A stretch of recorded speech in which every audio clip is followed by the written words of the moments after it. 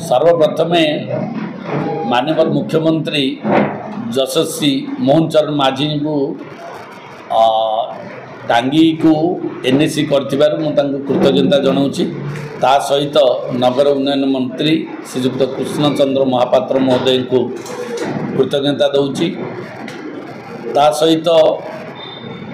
आमर प्रिय मान्यवर सांसद श्रीमती अपराजिता षडंगी महोदय को धन्यवाद दूची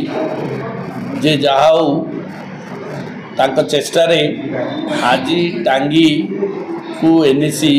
रो मान्यता मिली। ता सहित गोटे कथा दुख एवं परितापर विषय आमर पूर्वतन विधायक जो भली भाव में तथ्य न थाई ये गोटे अपप्रचार करुछंती सेथिपई मु तांको निंदा करुछि एवं आ गोटे निवेदन भी करुछि जे तथ्य रखी तथ्य देइकिरी लोक जदि कहते भल हुंता किंतु तांको पाखरे तथ्य नाही तांकर आग्रह नथिला एनएसी करिया पई ता सहित तांकर अज्ञानता ही तांको आज एभली मिथ्या अपप्रचार करिया को सुजोग देछि। मु आशा करछि एथुरु से क्षांत रहंतु कारण मु आपण मानक जरिया रे देछि सब डॉक्यूमेंट केमती सरकार आसिला परे सरकार केमती प्रथमे पर्याय आरंभ कले बेगुनिया बोलगड़ टांगी एनएसी करिया पई सरकार चिट्ठी मागिले एवं ता परवर्ती पर्याय रे टांगी ब्लॉक रु एवं बोलगड़ बेगुनिया ब्लॉक रु किभली भाव में डॉक्यूमेंट जाइछि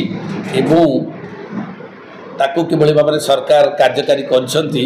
से विषय समस्त तथ्य मु आपण मानकु देइछि। आ सेथुरु आपण जानि परिबे जे को सरकार रे टांगी एनएसी है एवं ता सहित बेगुनिया बोलगड़ भी तथ्य देइछि आपण मानकु चली जो उद्यम बेगुनिया बोलगड़ पाई जो एनएसी पाई जो प्रोसेस चली तार भी तथ्य देइछि एवं ताहा मध्य परवर्ती पर्याय रे ता कार्यकारी हबो।